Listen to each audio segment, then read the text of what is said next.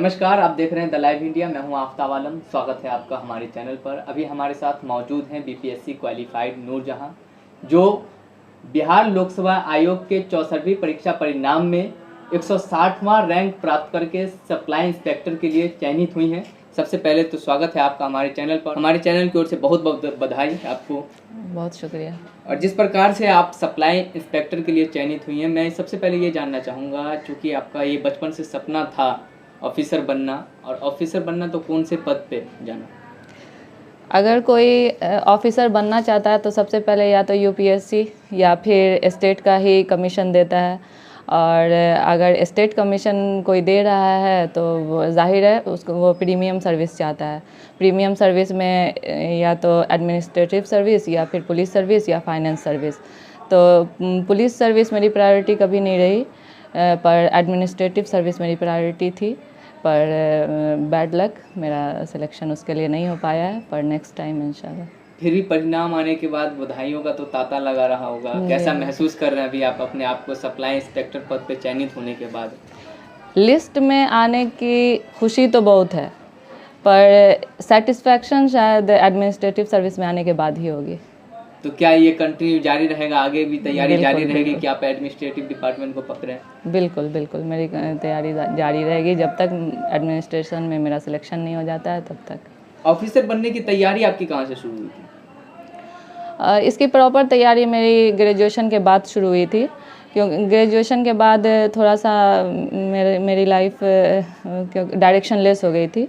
उस वक्त कुछ समझ में नहीं आ रहा था, क्योंकि बीपीएससी या यूपीएससी जो यहाँ की जो लोकेलिटी है वहाँ पे बीपीएससी यूपीएससी जैसा लड़कियों के लिए नहीं कंसीडर किया जाता है कि ये अच्छा प्रोफेशन है या फिर लड़कियाँ उसमें जा सकती हैं।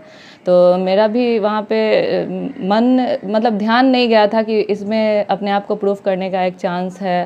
पर फिर मेरा सिलेक्शन इसके लिए टीटी में हो गया, तो इसमें आ गए, मैं सर्विस में आ गई। लेकिन वहाँ पे जॉब सेटिस्फैक्शन नहीं था, सोशल रिकॉग्निशन नहीं था।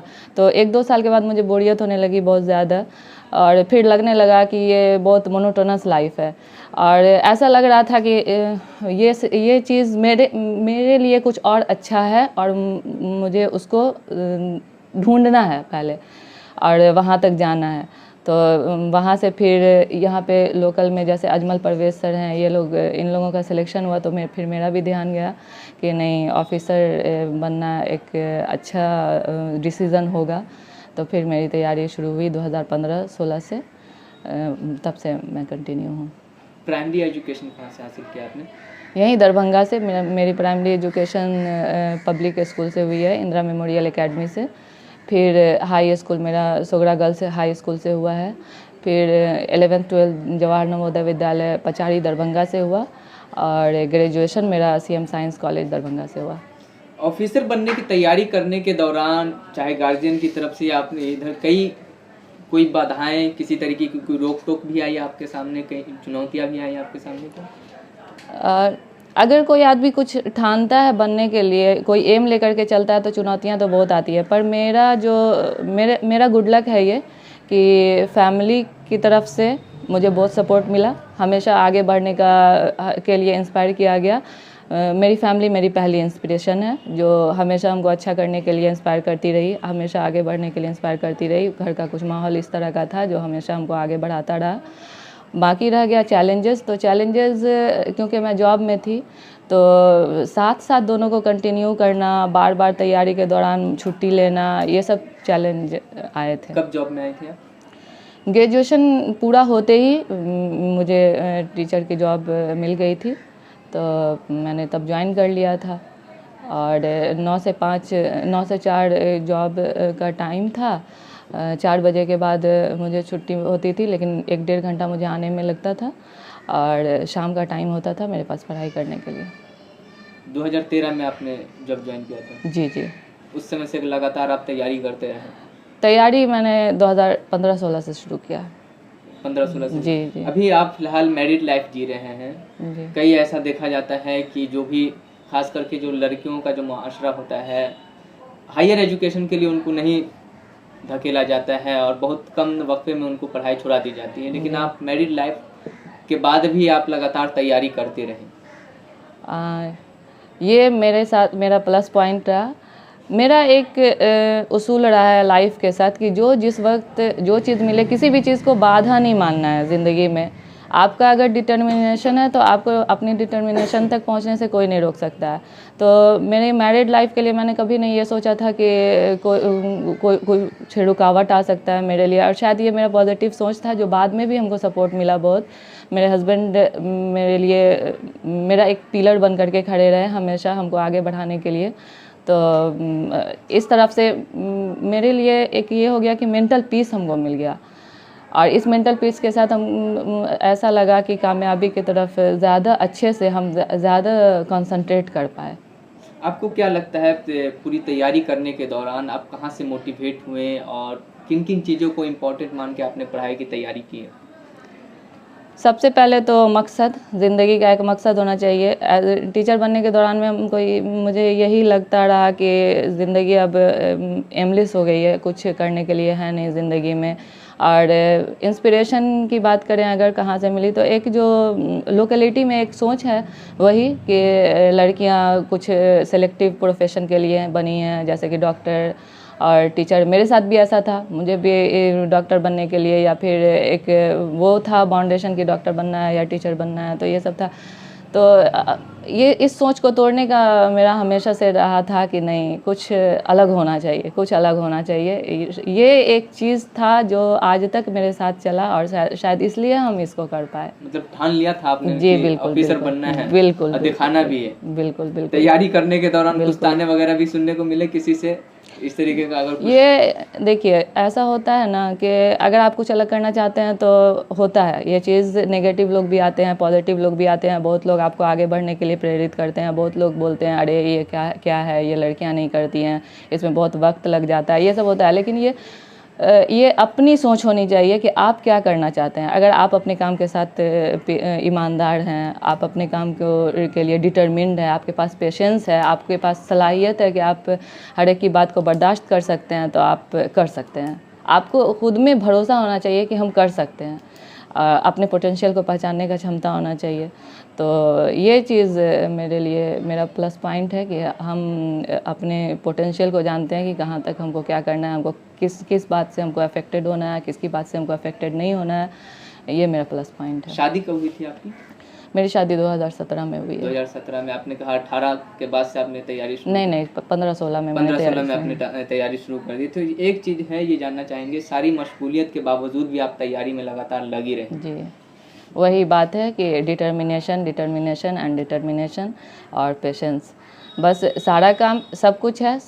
सारे चैलेंजेस वक्त के साथ आते हैं, वक्त के साथ गुजर जाते हैं, लेकिन आपका डिटर्मिनेशन, वो जो कहा जाता है मछली की आंख पे अर्जुन का निशाना, बस वही बात है कि आपको हर चीज़ प्रायोरिटी आपका अपना डिटर्मिनेशन होना चाहिए, बाकी सब चीज़ें सेकेंडरी।